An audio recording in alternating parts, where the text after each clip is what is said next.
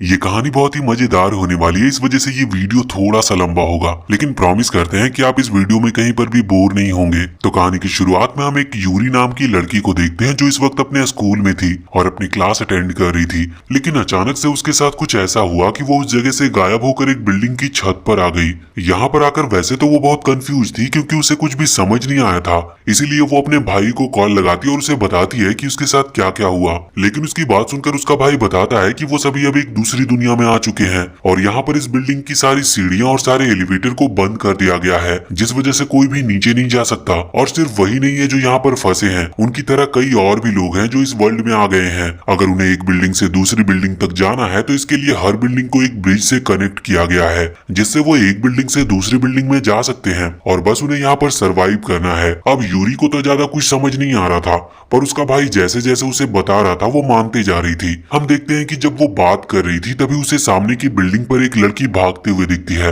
वो उसे देखने लगती है। वो यहाँ पर बहुत डरी हुई थी। वो जो लड़की थी वो मदद के लिए चिल्ला भी रही थी। अब यहाँ पर यूरी देखती है कि उसका पीछा एक आदमी कर रहा है जिसने एक मास्क पहना हुआ है। तभी कॉल पर उसका भाई बताता है कि अगर उसे कोई ऐसा आदमी दिखे जिसने व्हाइट कलर का मास्क पहना हो तो वो तुरंत ही वहाँ से भाग जाए क्योंकि ये लोग दूसरों को मार रहे हैं। और यहाँ पर यूरी भी यही देखती है कि सामने जो लड़की थी वो उससे डरकर भाग रही थी और जब रास्ता खत्म हो जाता है तो डर के मारे वो लड़की वहाँ उस बिल्डिंग पर से जंप कर देती है। यूरी ये देखकर बहुत ज्यादा डर गई थी क्योंकि वो लड़की वहाँ ऊपर बिल्डिंग से नीचे गिरकर सीधे मारी गई थी। अब वहीं उसका भाई कहता है कि डरो मत, मुझे अपनी लोकेशन बताओ, मैं तुरंत तुम्हारी मदद करने के लिए वहाँ पर पहुंचता हूँ।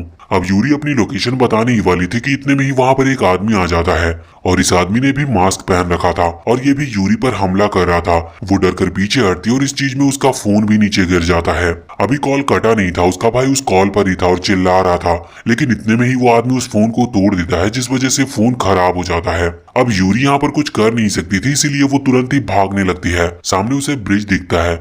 अब जैसे ही वो ब्रिज पार कर रही थी तो यहाँ पर वो आदमी भी उसका पीछा कर रहा था और दोनों के भागने की वजह से वो ब्रिज हिल रही थी और यूरी और भी ज्यादा डर रही थी इसकी वजह से। अब वो जैसे तैसे करके उस ब्रिज को पार कर लेती है, लेकिन यहाँ पर वो आदमी भी पहुंच चुका था और उसने यूरी को पकड़ लिया था। वो उसके सामने तलवार तान देता है, लेकिन इतने में ही वहाँ पर एक पुलिस ऑफिसर आ गया था जिसने उस आदमी को गोली मार दी थी। यूरी बहुत खुश होती है कि उसकी जान बच गई और अब पुलिस यहाँ पर आ चुकी है, लेकिन इतने में ही एक और पुलिस ऑफिसर वहाँ पर आता है। ये उस पहले वाले पुलिस ऑफिसर का साथ ही था, लेकिन ये जो दूसरा वाला पुलिस ऑफिसर था ये उस पहले वाले को वहाँ बिल्डिंग से नीचे धक्का दे देता है, जिस वजह से वो पहला वाला पुलिस ऑफिसर मारा गया था। अब हम देखते हैं कि ये दूसरे वाले पुलिस ऑफिसर ने मास्क तो नहीं पहना था, पर इसके इरादे कुछ सही नहीं लग रहे थे। वो यूरी के पास आता और उसकी तरफ अपनी तलवार करते हुए उसे अपने कपड़े उतारने को कहता है। अब यूरी को कुछ समझ नहीं आ रहा था और उसकी बात उसे माननी पड़ रही थी, लेकिन इतने में ही हम देखते हैं कि दूर एक दूसरी बिल्डिंग के ऊपर एक लड़का जिसने मास्क पहन रखा है वो एक स्नाइपर गन से गोली मारकर इस दूसरे वाले पुलिस ऑफिसर को खत्म कर देता है। अब यूरी यहाँ पर बहुत ही ज्यादा डर जाती है और तुरंत ही उस बिल्डिंग में सेफ जगह की तरफ भागती है जहाँ से वो स्नाइपर वाला आदमी उस पर गोली ना चला सके। यहाँ पर आकर यूरी सोच रही थी कि ये जो व्हाइट मास्क में लोग हैं उन्हें शायद कोई कंट्रोल कर रहा है, जिस वजह से उन्हें एक दूसरे को खत्म करना पड़ रहा है। अब तुरंत ही वो उस पुलिस ऑफिसर की बॉडी को वहाँ उस सेफ जगह की तरफ खींचती है और उसमें चीजें ढूंढने लगती है कि कोई काम की चीजें उसे मिल सके और फाइनली उसे एक गन मिल जाती है। वैसे इसके बाद उसने उस पुलिस ऑफिसर की बॉडी को जला दिया था और अब उसने फैसला कर लिया था कि चाहे कुछ भी क्यों ना हो वो यहाँ पर सर्वाइव करके रहेगी। अब दूसरी तरफ हम उस स्नाइपर वाले लड़के को देखते हैं और हम नोटिस करते हैं कि उसके पास एक फोटो थी जो कि और किसी की नहीं बल्कि यूरी की ही होती है। अब हम वापस से यूरी के पास आते हैं और हम देखते हैं कि यूरी वहां से भाग रही थी। तभी उसे सामने वाली बिल्डिंग पर एक लड़की दिखती है जिसने व्हाइट मास्क पहना था, जिसके बाद उसने तुरंत ही अपना गन निकालकर उसकी तरफ पॉइंट कर दिया था, मगर वो गन चला नहीं पा रही थी क्योंकि उसे पता था कि मास्क के पीछे एक इंसान है तो वो उसे कैसे मार सकती है। लेकिन इतने में ही वो लड़की वहां से जंप करके अब इसकी बिल्डिंग पर आ जाती है और अब यूरी बहुत घबरा चुकी थी। वो उस पर हमला भी कर रही थी, लेकिन यूरी पीछे हटती है और उसके अटैक से बचती है। अब उसके पास कोई रास्ता नहीं था या तो गोली चलाने का या तो जान बचाने का, इसीलिए वो वहां से नीचे कूद जाती है। अब वो जो मास्क वाली लड़की थी उसको एक सेकंड के लिए लगा था कि यूरी ने खुद की जान दे दी। वो आगे बढ़कर देखती है तो हमें पता चलता है कि असल में उस बिल्डिंग के नीचे एक और जगह थी जहां पर गिर के यूरी बच गई थी। और अब जैसे ही ये लड़की उधर से नीचे की तरफ देखती है तो इतने में यूरी गोली चलाकर इस लड़की को खत्म कर देती है और यूरी अब समझ चुकी थी कि ये खत्म हो चुकी है। तो अब वो उसका वेपन लेने के लिए वहां पर उस बिल्डिंग के ऊपर आ रही थी। अब यहाँ पर आकर वो देखती है कि वो जो लड़की थी वो मरी नहीं है, असल में गोली उसके मास्क पर लगी थी और उसका मास्क इतना ज्यादा हार्ड था कि वो गोली उस लड़की को बिल्कुल भी डैमेज नहीं पहुंचा पाई थी। हाँ, लेकिन उसके मास्क पर क्रैक जरूर आ गया था और वो बीच में से टूट चुका था। अब यूरी फिर से अपनी गन निकालकर उसकी तरफ तानती है, लेकिन सामने वो लड़की कह रही थी कि रुक जाओ, असल में ये मास्क हमें कंट्रोल कर रहे हैं, हम किसी को खत्म नहीं करना चाहते, पर हमसे ये जबरदस्ती कराया जा रहा है। अब ये सुनकर यूरी शॉक थी। वो पूछती है कि क्या तुम मुझे इस बारे में और कुछ बता सकती हो, लेकिन अब वो लड़की उससे कुछ भी कहती इससे पहले ही उस मास्क से उसे कुछ कमांड मिलता है और तुरंत ही वो मास्क टूटने लगता है। और यहाँ पर वो लड़की कहती है कि मुझे माफ करना, लेकिन अब मैं और कुछ बता नहीं सकती। और इसके बाद वो उस बिल्डिंग से नीचे कूद जाती है। उसकी एक आंख दिख रही थी और आंख में आंसू थे। यूरी बहुत शॉक थी और उसे कुछ भी समझ नहीं आ रहा था कि आखिर ये लोग जबरदस्ती ऐसा क्यों कर रहे हैं। लेकिन अब इतना ज्यादा सोचने के कारण उसका सर दुखने लगा था और वो जोर से चिल्ला रही थी। वैसे तभी उसे उस पुलिस ऑफिसर का दोस्त दिखाई देता है, पर ये सिर्फ उसका दिमाग था जो कि ये सब इमेजिन कर रहा था। लेकिन फिर वो फैसला करती है कि ये गलत है और मैं इन लोगों की तरह इस तरह से कंट्रोल नहीं होना चाहती, इस वजह से मुझे सरवाइव करना ही होगा। और साथ ही वो ये फैसला करती है कि जो कोई भी इन लोगों को कंट्रोल कर रहा है वो उसे छोड़ेगी नहीं। वैसे अब वो उस लड़की की बॉडी के पास जाती है क्योंकि वो जानती थी कि उसके पास कुछ ना कुछ तो होगा ही। और फाइनली उसके बैग में कुछ खाना मिलता है और यूरी को भी बहुत भूख लगी थी, तो उसके लिए ये अच्छा था। साथ ही साथ उसे उस लड़की का वेपन भी मिल गया था जिसे वो यूज कर रही थी। और जब वो बैग में और देखती है तो उसे उस बैग में एक और गन मिल जाती है। यूरी इन सब चीजों को रख लेती है और वहां से आगे बढ़ती है। अब इस बिल्डिंग से वो नीचे तो नहीं जा सकती थी, इसीलिए उसे ब्रिज पार करके दूसरी बिल्डिंग में जाना था। लेकिन जब उस ब्रिज पर से जा रही होती है तभी उसे एक हेलीकॉप्टर उड़ते हुए दिखाई देता है। उसका ध्यान उस हेलीकॉप्टर पर था, लेकिन इतने में ही वो ब्रिज की लकड़ी टूट जाती है। यहाँ पर वो नीचे गिरने ही वाली थी, लेकिन इतने में ही उस लड़की के उस वेपन ने उसे बचा लिया था और अब वो फाइनली किसी तरह से उस सामने वाली बिल्डिंग तक चलकर आती है। यहाँ पर अभी वो बिल्डिंग के नीचे वाले फ्लोर पर आ सकती थी, इसीलिए वो तुरंत ही नीचे आने लगी थी। मगर यहाँ आते वक्त उसे एक लेडी की डेड बॉडी पड़ी हुई दिखती है और वो देखती है कि उसके पास में एक लेटर था। वो उस लेटर को पढ़ती है और उसमें लिखा हुआ था कि बिल्डिंग के ऊपर एक हेलीकॉप्टर आएगा जो कि उन लोगों की जान बचा सकता है। लेकिन बस दिक्कत ये थी कि वो हेलीकॉप्टर एक वक्त पर सिर्फ एक लोगों को ही वहां से ले जा सकता है। अब पहले यूरी सोच रही थी कि शायद ये एक ट्रैप हो सकता है, लेकिन उसके पास और कोई चारा नहीं था। वैसे तभी उसे अचानक से गोली के चलने की आवाज आती है। उसे लगता है कि शायद या तो कोई मास्क मैन यहाँ पर या फिर कोई और नॉर्मल पर्सन है जो कि मास्क मैन पर गोली चला रहा है। अब वो उसी तरफ भागती है और वो देखती है कि एक आदमी नीचे पड़ा था और हेल्प मांग रहा था और माफी भी। उसने मास्क भी पहन रखा था। वो थोड़ा और देखती है तो दिखता है कि एक लड़की जिसका नाम मेयुकू है वो उस आदमी की तरफ एक गन ताने हुए है। पहले यूरी को ये भी लग रहा था कि शायद वो लड़की मास्क वाले लोगों के साथ मिली है, लेकिन वो देखती है कि उसने तो मास्क पहना ही नहीं है। पर अब उस आदमी को बचाने के लिए यूरी यहाँ से गोली चला देती है, मगर गोली उस लड़की को नहीं लगी थी। असल में यूरी उसे गोली मारना ही नहीं चाहती थी, वो सिर्फ उसके हाथ से गन गिराना चाहती थी और अब गन उसके हाथ से गिर भी चुकी थी। यहाँ पर मेयुको रुकती नहीं है, वो अपने पास से चाकू निकालकर तुरंत उस आदमी को जान से मार देती है। और इसके बाद यूरी से कहती है कि देखो, अगर तुम मुझे मारना चाहती हो तो मार सकती हो। इस चीज पर यूरी कहती है कि मुझे तुम्हें मारना नहीं, मुझे बस तुमसे बात करनी है। और फिर मेयुको कहने लगती है कि देखो, इस बिल्डिंग के ऊपर एक हेलीकॉप्टर आने वाला है और वो सिर्फ एक वक्त पर एक ही इंसान को ले जा सकता है, और अगर तुम्हें अपनी जान बचानी है तो तुम्हें मुझे मारना ही होगा। लेकिन यूरी ऐसा कुछ भी करना नहीं चाहती थी। अब मेयुको ये देखकर शॉक थी कि आखिर यूरी खुद की जान क्यों नहीं बचा रही। मगर इतने में ही यूरी नोटिस करती है कि मेयुको के पीछे वही स्नाइपर वाला मास्कमैन गोली चलाने वाला है, इसीलिए तुरंत ही वो भागती और मेयुको को बचाती है। गोली उन दोनों को नहीं लगी थी, लेकिन इतने में ही यूरी ने गन निकालकर उस स्नाइपर मैन की तरफ चलाना चालू कर दिया था। स्नाइपर मैन तो वहां से बच जाता है, मगर मेयुको ये सब चीज देखकर बहुत ही ज्यादा शॉक लग रही थी। अब वो स्नाइपर मैन वहां सामने से छुपकर गोली चलाने की प्लानिंग में था और ये लोग यहाँ पर एक दूसरे को इंट्रोड्यूस करते हैं और अपना नाम बताते हैं। यहाँ पर मेयुको अभी मन में सोच रही थी कि जब वो रियल वर्ल्ड में थी तो उसके साथ कुछ भी अच्छा नहीं होता था। उसके जितने भी दोस्त थे वो सब बहुत बुरे थे और बाकी जिन भी लोगों से वो मिली वो सभी के सभी बहुत बुरे ही थे। इस वजह से वो यहाँ पर सोच रही थी कि उसे यूरी को छोड़कर ऊपर की तरफ भागना चाहिए, जिससे कि वो उस हेलीकॉप्टर को पकड़कर अपनी जान बचा सके। इसके बाद अब वो फिर से थोड़ा सोचती और यूरी से कहती है कि मेरे पास एक प्लान है। अब प्लान के मुताबिक वो लोग वहाँ सीढ़ियों के ऊपर की तरफ भागने लगे थे। इस बिल्डिंग में ऊपर की तरफ की सीढ़ियां खुली हुई थी, बस नीचे की तरफ नहीं जाया जा सकता था, तो अब ये ऊपर की तरफ भाग रहे थे। इतने में ही वो मास्क मैन भी इनका पीछा करने लगता है, लेकिन जब वो एक फ्लोर ऊपर पहुंचता है तभी वो देखता है कि सीढ़ियों से एक ग्रेनेड नीचे की तरफ आ रहा है और वो ग्रेनेड वहीं पर ब्लास्ट करता है। और इसके बाद मेयुको और यूरी ऊपर से नीचे उस मास्क मैन को देखने आती है कि वो बचा है या मारा गया, लेकिन नीचे आकर वो देखती है कि वो वहां पर तो था ही नहीं और बस उस स्नाइपर मैन की कैप पड़ी हुई थी। उन्हें लगता है कि वो शायद उस बिल्डिंग से नीचे गिर गया। यहाँ पर यूरी अभी मायुको को थैंक यू कह रही थी उसकी जान बचाने के लिए, और ये भी कह रही थी कि तुम सच में बहुत ज्यादा अच्छी हो। अब मेयुको थोड़ा शर्माती और कहती है कि देखो, तुम्हें मुझे थैंक यू कहने की कोई जरूरत नहीं, तुमने भी मेरी जान बचाई थी। वैसे अब यूरी कुछ कहने वाली थी, लेकिन इतने में ही मेयुको उसका मुंह बंद कर देती है क्योंकि उसे कुछ आवाजें सुनाई दे रही थी।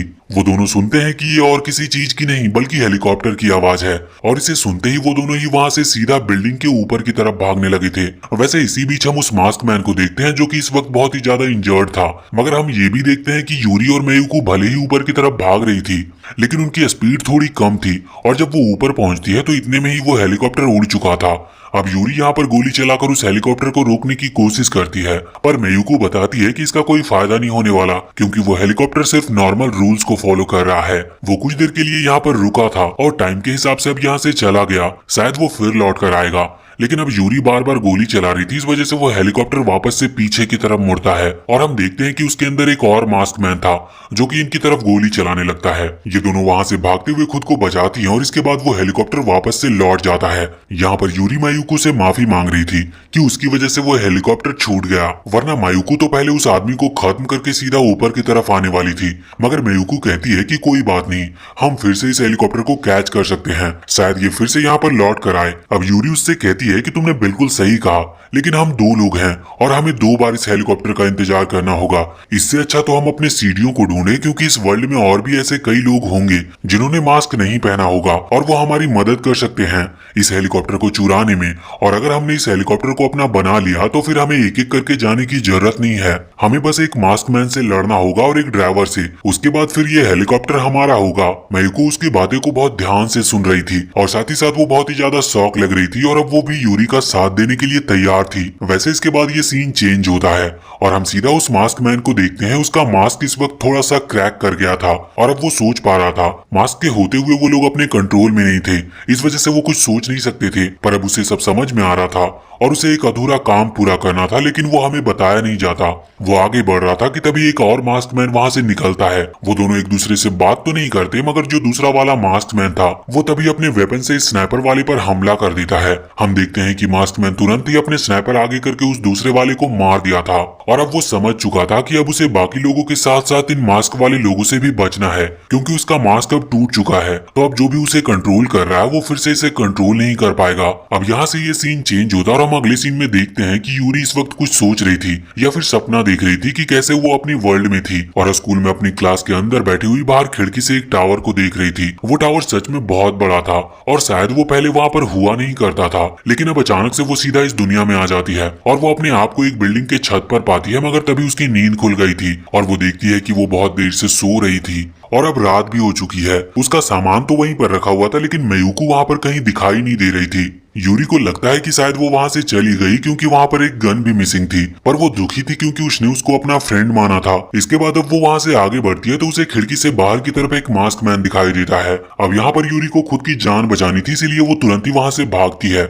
उसके पास और कोई रास्ता नहीं था, उसे इस बिल्डिंग से होकर दूसरी बिल्डिंग के ऊपर जाना था और वो आगे बढ़ती है। ब्रिज पार करते हुए वो देखती है कि मास्क मैन अभी भी उसका पीछा कर रहा है और हम नोटिस करते हैं कि वो अकेला नहीं बल्कि उसके साथ 2 और लोग थे और उन लोगों ने भी मास्क पहन रखा था। अब उन तीनों में जो लड़की थी वो यहाँ ब्रिज को पहले पार कर रही थी, लेकिन अचानक से ब्रिज की लकड़ी टूट जाती है। ये सब यूरी ने पहले से ही प्लान कर रखा था क्योंकि वो जानती थी कि ये उसका पीछा करेंगे। वैसे वो मास्क वाली लड़की किसी तरह से अपने आप को बचा लेती है क्योंकि उसकी उंगलियां भी उस एक लकड़ी को पकड़े हुई थी, लेकिन इतने में ही वो दूसरा मास्क मैन जो कि सबसे पहले यूरी का पीछा कर रहा था वो वहां पर आकर उस लड़की की उंगली काट देता है, जिस वजह से वो नीचे गिर जाती है। और अब ये वाला मास्क मैन यूरी की तरफ आगे बढ़ रहा था। यूरी अपनी गन आगे करती और गोली चलाती है, पर गोली उस मास्क मैन को नहीं लग रही थी और जब यूरी फिर से गोली चलाने वाली थी तो अचानक से गोली फायर ही नहीं होती। वो वहां से भागती और बिल्डिंग के इस तरफ आती है, मगर अब भागने का कोई रास्ता नहीं था और वो दोनों मास्क मैन उसका पीछा कर रहे थे। लेकिन अब सही वक्त पर वहां मेयुको आ जाती है और वो भी गोली चलाने लगती है।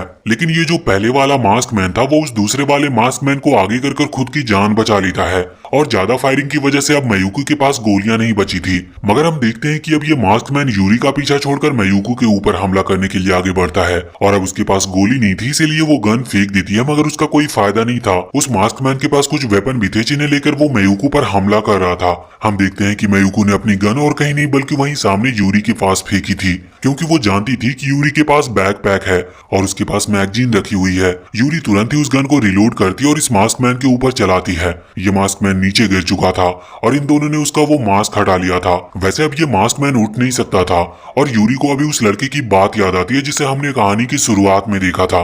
उसने कहा था कि इस मास्क को कभी यूरी ना पहने और ना ही कभी उसके पीछे देखे।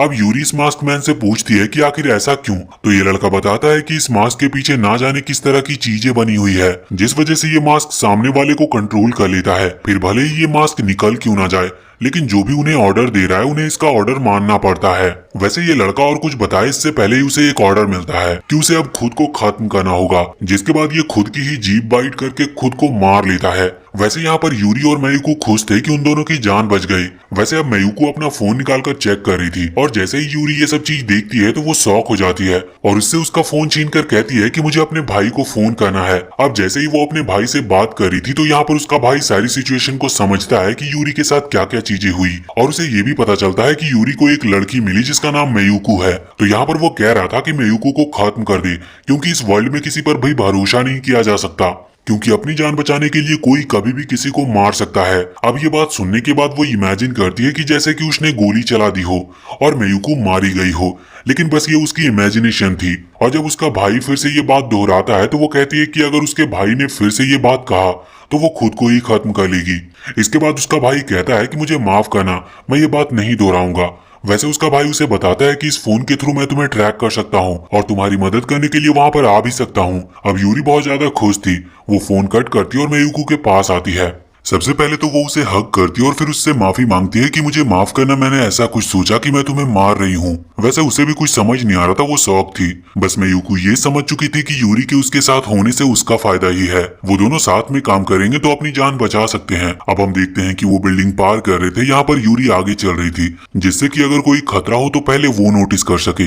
लेकिन पीछे मयूको ये चीज देखकर बहुत शौक थी और सोच रही थी कि यूरी बहुत अच्छी है और अगली बिल्डिंग पर पहले वो जाएगी। अगले सीन में हम यूरी के भाई को देखते हैं जो इस वक्त एक मास्क मैन से लड़ रहा था। उसने तुरंत ही उस मास्क मैन को मार दिया था और इस वक्त वो खुद से कह रहा था कि भले ही मैंने इसे खत्म किया हो, लेकिन और कुछ नहीं किया जा सकता, क्योंकि किसी भी तरह से इन्हें नॉर्मल करना नामुमकिन है। अगर इनका मास्क हटा भी दिया जाए तो भी ये नॉर्मल नहीं होने वाले, इसीलिए अगर खुद की जान बचानी है तो इन लोगों को खत्म करना जरूरी है। वैसे साथ ही हमें अभी वो स्नाइपर वाला मास्क मैन भी दिखाया जाता है जिसका मास्क थोड़ा सा टूट चुका था और अब वो खुद के कंट्रोल में था। यहाँ पर वो ये समझ चुका था कि उसका वो आखिरी काम है जो उसे पूरा करना है। यहाँ पर हमें बताया जाता है कि असल में उसकी फाइट यूरी के भाई के साथ हुई थी, जिस चीज में वो उसे मार नहीं पाया और वो चाहता है कि बस वो एक बार फिर से उससे लड़ाई करके उसे हराए।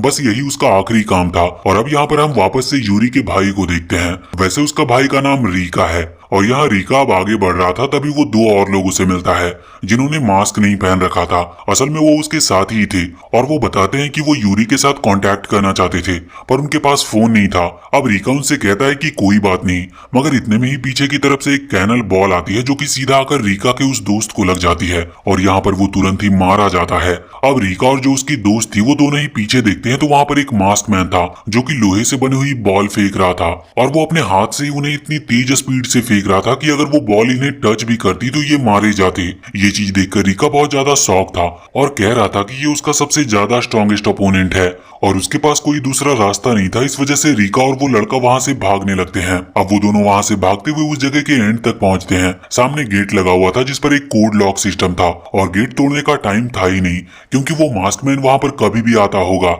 अब ये दोनों सोच रहे थे कि ये क्या करे। इतने में ही वो लड़का बताता है कि ये जो मास्क मैन था ये पूरी तरह से बेसबॉल का प्लेयर लग रहा था, इसीलिए हमें इसके साथ उसी तरह से ट्रीट करना चाहिए। हम इसे रोक सकते हैं, क्योंकि अगर हम इसके साथ बेसबॉल खेले तो ये शायद डिस्ट्रैक्ट हो सकता है। और अब उसकी बात थोड़ी थोड़ी सही भी लग रही थी, इस वजह से रीका बात मान लेता है। अब वो बेसबॉल वाला मास्क मैन वहां पर आता है और बॉल फेंकता है। तो ये उस बॉल को एक हैमर से दूर फेंकने की कोशिश कर रहे थे, लेकिन बॉल को स्ट्राइक ना कर पाने की वजह से वो पीछे जाकर टकराती है। और रिका खुद भी शॉक था क्योंकि वो इस तरह की बॉल नहीं रोक सकता। मगर सच में अब उस मास्कमैन का ध्यान हट चुका था कि उसे बस इन लोगों को मारना है, और इसी चीज में वो लड़का यानी कि रिका का दोस्त गोली चलाकर उस मास्कमैन को खत्म कर देता है। और अब ये फाइनली बच चुके थे और इनके पास अब टाइम था उस गेट को अनलॉक करने का। ये तुरंत वहां से निकलते और एक ब्रिज पार करने लगते हैं। वैसे अब यहाँ पर रिका भी उस लड़के को बता रहा था कि कैसे उसकी बहन ने खुद को बचाया और एक प्लान बनाया, और उनका प्लान वही था कि बस उन्हें एक हेलीकॉप्टर चाहिए यहाँ से जिंदा बचने के लिए, और इस चीज के लिए उन्हें जितने हो सके उतने ज्यादा दोस्त बनाने होंगे। अब यहाँ पर वो आगे बढ़ रहे थे तभी सीन चेंज हो जाता है और हम उसी स्नाइपर वाले मास्क मैन को देखते हैं। इस वक्त वो खुद के कंट्रोल में था, मतलब वो सोच पा रहा था, पर वो खुद से कहता है कि ये मास्क सच में बहुत बेकार चीज है। असल में क्या है कि ये मास्क टूटने की वजह से होश में तो आ गया था, लेकिन अगर वो उसे उतारने की कोशिश करता तो अचानक से उसे वही कोड दिख जाते जो कि उस मास्क के पीछे की तरफ लगे हुए थे, और जैसे ही वो कोड उसे दिखते तो वो फिर से उसके कंट्रोल में आ जाता और उसे वो वापस से पहनना पड़ता और ऑर्डर फॉलो करने पड़ते। वैसे इस वक्त उसे भी समझ नहीं आ रहा था कि आखिर वो रिका से फाइट क्यों करना चाहता है, मगर फिर भी वो उसका आखिरी काम था जो वो खुद ही करना चाहता था। यहाँ पर वो आगे बढ़ रहा था तभी सामने उसे एक लड़की दिखती है। वो उसके पास जाता और उससे पूछता है कि क्या तुम ठीक हो, मगर अब इतना पूछने के बाद उसने तुरंत ही अपनी गन उस लड़की की तरफ तान दी थी। वो लड़की बहुत डर गई थी, मगर अचानक से ही मास्क की तरफ से एक ऑर्डर आता है। वहाँ जो भी इन्हें ऑर्डर देता है वो कह रहा था कि स्नाइपर मैन को इस लड़की को नहीं माना है। स्नाइपर मैन बहुत ज्यादा शॉक था। वो पूछता है कि ऐसा क्यों, जिस पर उसे बताया जाता है कि ये लड़की गॉड कैंडिडेट बनने के लिए पूरी तरीके से रेडी है। मतलब यहाँ पर उन लोगों को लाया गया है सिर्फ इस वर्ल्ड का गॉड बनाने के लिए, और जितने भी मास्क वाले लोग हैं वो सिर्फ एक एंजल हैं जिन्हें ये एग्जाम लेनी है। ये सब सुनकर स्नाइपर मैन बहुत ही ज्यादा शॉक था और उसे कुछ भी समझ नहीं आ रहा था कि आखिर इस वर्ल्ड में चल क्या रहा है। लेकिन अब ये ऑर्डर था, इस वजह से वो उस लड़की को मार नहीं सकता था। वो तुरंत अपनी गन नीचे कर लेता और पूछता है कि तुम कौन हो। अब इस पर वो लड़की अपना नाम बताती है। वैसे वो बहुत ज्यादा डरी हुई थी, और इसके बाद अब यहाँ से सीन चेंज हो जाता है और हम सीधे यूरी को देखते हैं। अब यूरी सोकर उठी थी और वो देखती है कि मेयुको अभी सो रही है, मगर अचानक से ही उसके सामने से ब्रिज से एक लड़का आता हुआ दिखाई देता है जिसने व्हाइट मास्क पहन रखा था। यूरी पूरी तरीके से तैयार थी उस पर हमला करने के लिए, मगर वो लड़का यहाँ पर कुछ भी नहीं कहता और न ही वो कुछ करने की कोशिश करता है। वो बस चुपचाप चला जाता है, लेकिन उसके पास जो बैग था वो वहीं पर गिराकर चला गया था। अब उसके जाने के बाद यूरी उस बैग को खोलती है। उसके अंदर बहुत सारा खाना था और साथ ही साथ एक चाकू भी था। अब वहीं पर मेयुको भी उठ चुकी थी, तो वो पूछती है कि क्या मैं इस चाकू को रख सकती हूँ। वैसे यूरी अब सो चुकी थी। असल में वो बस एक दूसरे को गार्ड कर रहे थे बारी बारी से। यूरी की बस थोड़ी सी टाइम के लिए नींद लगी थी। उन्हें एक पर्सन को वहां पर जागना पड़ रहा था जिससे कि वो देख सके कि कोई उन पर हमला ना कर दे। तभी एक कॉल आता है। ये कॉल यूरी के भाई रिका का था। यहाँ पर मेयुको उस कॉल को उठाती है। यहाँ पर रिका पहले तो माफी मांगता है कि मैंने यूरी से कहा कि वो तुम्हें मार दे। मेयुको को कुछ समझ नहीं आया था, मगर अब रिका कहता है कि मुझे भी तुम पर भरोसा है, बस तुम किसी भी तरह से यूरी की रक्षा करना। इस पर मेयुको हाँ कर देती है। वैसे वो कंफ्यूज थी कि वो ये सब कह क्या रहा है। वैसे अब इसके बाद यहाँ से एक बार फिर से सीन चेंज होता है और हम देखते हैं कि इस वक्त अब वो स्नाइपर वाला मास्क मैन और वो लड़की बात कर रहे थे। यहाँ पर वो लड़की कहती है कि वो इतने टाइम से सिर्फ अकेले ही इधर उधर घूम रही है और बहुत मुश्किल से उसने अपनी जान बचाई है, इसीलिए वो चाहती है कि ये मास्कमैन उसका साथ दे और ये दोनों साथ मिलकर आगे बढ़े। लेकिन मास्कमैन जानता था कि उसका काम सिर्फ लोगों को मारना है, तो वो उसका साथ नहीं दे सकता। इसीलिए वो कहता है कि मुझे माफ करना। लेकिन वो यहाँ पर ये भी बताता है कि दो लड़कियां जो कि शायद हाई स्कूल की एज की होगी, वो भी यहाँ पर खुद को सर्वाइव करने के लिए आगे बढ़ रही है। शायद इस लड़की की मुलाकात उनसे होगी, तो वो कहता है कि तुम उन्हें अपना दोस्त बना सकती हो। वो सच में अच्छी लड़कियां हैं और उन पर भरोसा किया जा सकता है। अब इसके बाद मास्कमैन वहां से चला गया था। इसके बाद हम यूरी और मेयुको को देखते हैं जो इस वक्त ब्रिज पार करके एक दूसरे बिल्डिंग पर जा रहे थे, मगर वो दोनों थोड़े से उदास थे क्योंकि इतना ज्यादा ट्रैवल करने के बाद भी उन्हें कोई ऐसा पर्सन नहीं मिला जिसने मास्क ना पहना हो। लेकिन यहाँ पर मेयुको कहती है कि चिंता मत करो, हमें कोई ना कोई जरूर मिल जाएगा। जिस पर यूरी कहती है कि हाँ तुम सही ही कह रही हो, हमें होप नहीं खोनी चाहिए। वैसे हम देखते हैं कि एक आदमी जो कि बिल्कुल सेफ की कॉस्ट्यूम में था वो इस वक्त इन पर नजर रख रहा था, और अब जैसे ही मेयुको वहाँ उस बिल्डिंग के पास कॉर्नर में जाती है तो ये आदमी उसका पैर पकड़कर उसे नीचे फेंक देता है। लेकिन अचानक से ही इसी आदमी ने पैर पकड़कर मेयुको को बचा लिया था और उसे खिड़की के थ्रू नीचे वाले फ्लोर पर फेंक दिया था। अब मेयुको बहुत ज्यादा शॉक थी कि आखिर ये आदमी उसे मारना चाहता था, फिर उसने उसे बचाया क्यों। वो आदमी बताता है कि उसके मास्क में थोड़ा सा क्रैक है, जिस वजह से वो थोड़ा सोच सकता है, पर वो हमेशा अपने कंट्रोल में नहीं रहता। यहाँ पर यह आदमी मायूको से ये भी कहता है कि ये मत सोचना कि तुम्हारी जान बच गई, क्योंकि मुझे लोगों को खत्म करने में मजा आ रहा है। ये सब सुनकर वो बहुत ज्यादा शॉक थी और अपने आसपास वो कुछ सर कटे हुए देखती है, जिन्हें इसी आदमी ने मारकर यहाँ पर फेंका था। और अब ये आदमी यहाँ पर मायूको पर भी हमला करने वाला था, लेकिन इतने में ही हम देखते हैं कि वहाँ पीछे यूरी खिड़की के थ्रू उल्टा लटक कर इस आदमी पर गोली चलाती है, जिस वजह से ये आदमी नीचे गिर पड़ता है। और इसके बाद अब यूरी को लगता है कि शायद ये मारा गया, तो वो वहां से ऊपर जाने लगती है और उससे कहती है कि तुम इस फ्लोर की सीढ़ियों के थ्रू आगे बढ़ो, मैं ऊपर से नीचे आती हूँ। मायूको इस वक्त बहुत ही ज्यादा शॉक थी। वैसे वो देखती है कि वो आदमी तो अभी भी जिंदा है और अब उसका मास्क टूट चुका है और उसने उस मास्क को अभी तक देखा नहीं था, जिस वजह से वो खुद के कंट्रोल में आ गया था। लेकिन वो एक बुरा आदमी है, इस वजह से वो भले ही मास्क के कंट्रोल में नहीं है, लेकिन फिर भी वो इन्हें खत्म करना चाहता था और अब वो हमला करने ही वाला था। लेकिन इतने में ही मायूको अपनी चाकू निकालती है और उसके चेहरे पर मारकर उसे खत्म कर देती है। और अब वो वहां से आगे बढ़ चुकी थी। कुछ देर बाद जब यूरी ऊपर से नीचे आ रही थी तो वो दोनों फिर से मिलते हैं। अब वो एक दूसरे को देखकर खुश थे, मगर इतने में ही उन्हें पास की दीवार पर लगा हुआ एक कागज दिखता है, जिस पर लिखा हुआ था कि हमें अगर इस गेम को पार करना है तो हमें जितने ज्यादा हो सके उतने ज्यादा दोस्त बनाने होंगे और मिलकर काम करना होगा। और वहां पर नीचे एक लोकेशन भी लिखी हुई थी। ये समझ जाते हैं कि शायद कोई और भी है जिसने मास्क नहीं पहना है और वही ये सब लिख कर गया है, तो अब वो तुरंत उस लोकेशन पर जाने लगते हैं। हम देखते हैं कि यहाँ पर वो स्नाइपर मैन भी और वो लड़की भी वहां पर आ चुके थे। वो स्नाइपर मैन अभी उसके साथ इसीलिए था क्योंकि जब तक वो लड़की मायूको और यूरी को नहीं ढूंढ लेती तब तक वो उसका साथ दे रहा था, जिससे कि उसे कोई खतरा ना हो, क्योंकि उसका मास्क भी टूट चुका है। तो वो एक अच्छा लड़का है, मतलब अब वो मास्क के कंट्रोल में नहीं था। अब ये दोनों ही उसी लोकेशन की तरफ जाने लगे थे और वैसे मास्क मैन भी यही चाहता था कि वो भी इस वर्ल्ड के सीक्रेट के बारे में पता लगाए, क्योंकि वो भी इस वर्ल्ड से नहीं है, उसे बस यहाँ पर लाया गया था और एक एंजल बना दिया गया। अगले सीन में हम देखते हैं कि यूरी और मायूको उस जगह पर पहुंच चुकी थी। वहां पर पहुंचकर सामने वो एक मास्क वाले आदमी को देखते हैं और यूरी को लगता है कि शायद ये कोई प्लान था उन्हें यहाँ तक लाने के लिए, इसीलिए वो तुरंत ही अपनी गन निकाल लेती है।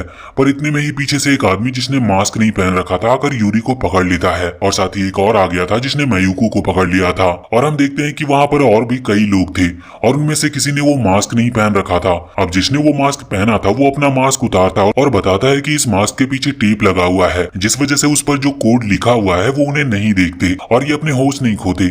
मगर यहाँ पर ये इसीलिए ऐसा कर रहे थे क्योंकि इन्हें ये चेक करना था कि सच में ये मास्क अगर किसी को पहना दिया जाए तो क्या वो अपना होश खो देगा या कंट्रोल में चला जाएगा। और यही चेक करने के लिए उन्होंने यूरी और मायूको को पकड़ा था। वो मास्क मैन जो कि नकली मास्क पहने हुए थे उसका टेप निकालकर उस मास्क को यूरी को पहनाने के लिए आगे बढ़ता है।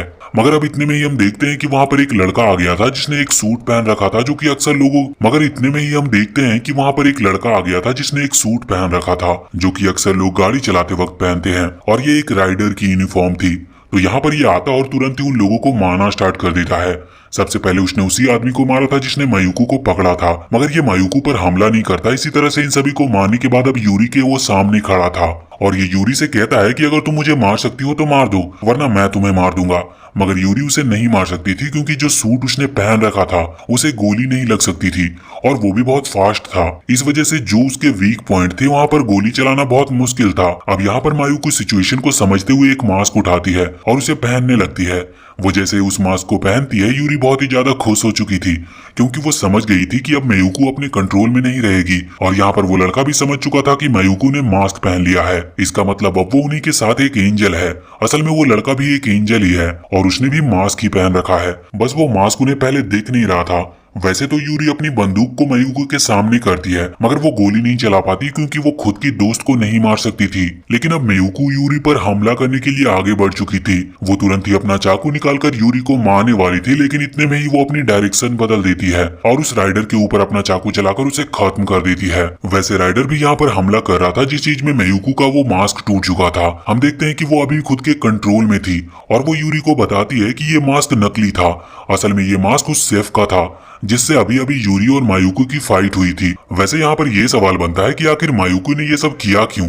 इसका कारण बहुत सिंपल था, वो लड़का मास्क के कंट्रोल में था, लेकिन जब उसे ये पता चलता है कि मायूको ने भी मास्क पहन रखा है और अब वो भी उन्हीं के साथ है, तो वो मायूको पर हमला नहीं कर सकता था, जिसकी वजह से मायूको को एक बहुत अच्छा चांस मिल चुका था उस पर हमला करने के लिए और इसीलिए बस उसने ये नाटक किया। मगर हम देखते हैं कि वो राइडर अभी तक मरा नहीं था, वो सीधा ही अब मायुकू पर हमला करना स्टार्ट कर देता है। वैसे उस मास्क को पहनने की वजह से भले ही मायुकू उस मास्क के कंट्रोल में नहीं आई, लेकिन वो मास्क जो स्ट्रेंथ और स्पीड इन लोगों को प्रोवाइड करता है वो मायुकू को मिल चुकी थी, और उसकी स्ट्रेंथ और स्पीड बहुत ज्यादा नहीं थी कि वो उस राइडर को हरा सके।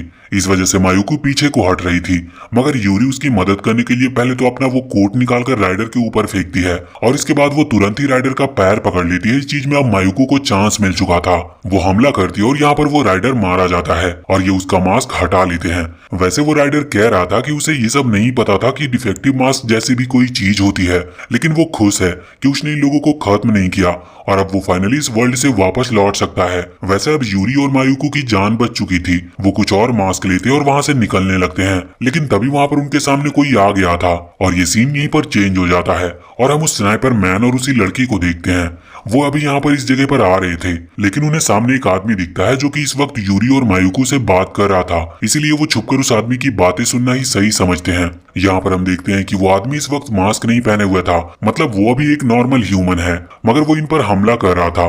वो अपने पास एक कुल्हाड़ी लेकर आया था जिसे वो उनकी तरफ फेंकता है, लेकिन मायुकू तुरंत ही उसे तोड़ देती है। ये देखकर वो आदमी शॉक था और कहता है कि क्या तुमने मास्क पहना था, जिस पर मायुकू हाँ करती है, लेकिन ये बात सुनकर वो आदमी समझ जाता है कि शायद यूरी एक गॉड कैंडिडेट है और अब उसे यूरी को खत्म करना था। वैसे इन लोगों को कुछ भी समझ नहीं आ रहा था। ये पूछती है कि आखिर तुम हो कौन और हमें क्यों मार रहे हो, तो इस पर वो आदमी बताता है कि असल में उसके 4 और दोस्त थे और वो टीम बनाकर यहाँ इस वर्ल्ड में सरवाइव कर रहे थे और उन्होंने कई सारे मास्क वाले लोगों को हराया, लेकिन फिर उनकी मुलाकात हुई काजुमा नाम के एक लड़के से। वो बिना मास्क में था, मगर वो दूसरे मास्क वाले लोगों को कंट्रोल कर सकता था और असल में हर गॉड कैंडिडेट ऐसा कर सकता है। काजुमा ने इस आदमी के सारे दोस्तों को मार दिया था और बस अभी ये अकेला ही बचा था और काजुमा ने इसे ऑर्डर दिया था कि वो इसे जाने देगा और साथ ही बाकी सारे मास्क वाले लोग इस पर हमला नहीं करेंगे, लेकिन बस इन्हें अब उन सभी लोगों को मारना है जिन्होंने मास्क नहीं पहन रखा है, जिससे कि वो लोग कभी गॉड कैंडिडेट बन ना पाए और काजुमा ही सबसे ज्यादा पावरफुल गॉड कैंडिडेट बनकर रह सके। वैसे वो आदमी असल में इन दोनों को मारना नहीं चाहता था, वो बस ये चाहता था कि वो किसी भी तरह से अपने बाकी दोस्तों का बदला ले सके। यहाँ पर यूरी और मायुकू पूछती है कि आखिर ये काजुमा हमें कहाँ मिलेगा, हम तुम्हारी मदद कर सकते हैं उससे बदला लेने में, क्योंकि वो खुद ही बिना मास्क वाले लोगों को मार रहा है और ये सच में गलत चीज है। वैसे हम देखते हैं कि जब ये तीनों वहां से काजुमा को ढूंढने के लिए निकले थे तो यहाँ पर वो स्नाइपर मैन और वो लड़की हट चुके थे, वो इनसे नहीं मिले थे और इस वक्त अभी वो इन्हें छुप कर ही देख रहे थे। यहाँ पर वो लड़की स्नाइपर मैन से कहती है कि आखिर हम इनका साथ क्यों नहीं दे रहे, तो इस पर वो स्नाइपर मैन कहता है कि अभी हमें इनके बीच में नहीं आना चाहिए, अभी पहले हमें नोटिस करना चाहिए कि आखिर यहाँ पर चल क्या रहा है। वैसे हम देखते हैं कि अब ये स्नाइपर मैन और वो लड़की एक बिल्डिंग के ऊपर आ चुके थे और अभी मायुकू यूरी और उस आदमी को देख रहे थे, क्योंकि ये लोग अब काजुमा के पास पहुंच चुके हैं। वैसे यहाँ पर स्नाइपर मैन इस वक्त उस लड़की से पूछ रहा था कि क्या वो मास्क मैन को कंट्रोल कर सकती है, तो इस चीज पर वो कहती है कि हाँ बिल्कुल, मैं भी तुम लोगों को कंट्रोल कर सकती हूँ, पर मैं ऐसा करना नहीं चाहती। अब वहीं काजुमा यूरी और मायुकू के सामने था, लेकिन यूरी कहती है कि उन्हें पहले बात करके देखना चाहिए, पर काजुमा यहाँ पर बिल्कुल भी बात करने के मूड में नहीं लग रहा था।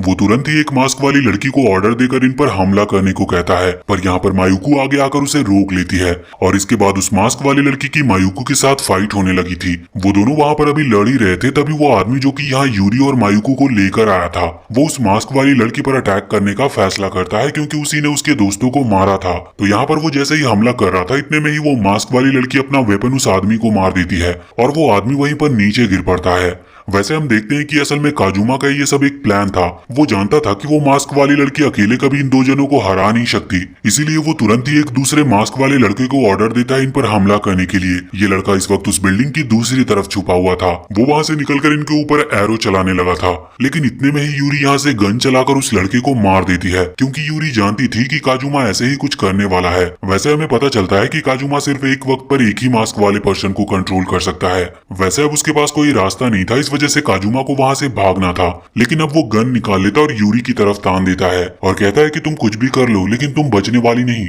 मगर अब यूरी ने भी अपनी बंदूक निकाल ली थी और उसे तुरंत ही काजुमा के सामने लगा दी थी। वो दोनों ही एक दूसरे को शूट करने के लिए तैयार थे, लेकिन दूर से ये चीज वो लड़की देख रही थी और अभी वो स्नाइपर मैन से कह रही थी कि क्या हम इनकी मदद नहीं कर सकते। मैं नहीं चाहती कि ये दोनों मारे जाएं, क्योंकि इन दोनों ने ही मास्क नहीं पहना है और इनकी कोई गलती भी नहीं है।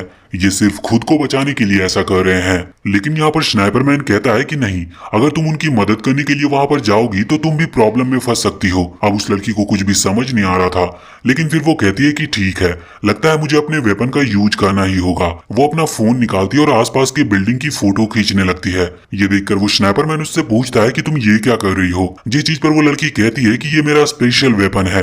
इसके बाद वो फोटो खींचती है और फिर अपना हाथ ऊपर करके फोन को ऊपर की साइड करती है, जिसके बाद वहां उस सिटी में सबसे ऊंचा टावर एक्टिवेट होने लगता है और वहां से एक लाइट निकल कर आती है जिस बिल्डिंग पर उस लड़की ने फोटो खींची थी, और वो उस बिल्डिंग को पूरी तरह से डिस्ट्रॉय कर देती है। असल में हर गॉड कैंडिडेट के पास अलग अलग टाइप की पावर्स होती है। वैसे ये लड़की स्नाइपरमैन को ये भी बताती है कि इसके पास मास्कमैन को कंट्रोल करने की पूरी पावर तो है, लेकिन वो एक सर्टेन वेब लेंथ तक ही है। जैसे कि जो लड़का काजुमा है उसके पास जो पावर है वो सिर्फ एक वक्त पर एक ही मास्कमैन को कंट्रोल कर सकता है, और इस लड़की के पास जो मास्कमैन को कंट्रोल करने की पावर है वो एक रेंज तक सीमित है। उससे ज्यादा दूर पर अगर कोई होगा तो वो उसे कंट्रोल नहीं कर सकती। वैसे वो ये भी कहती है कि वो ऐसा करना चाहती थी क्योंकि ऐसा करके वो बाकियों को बचा सकती है।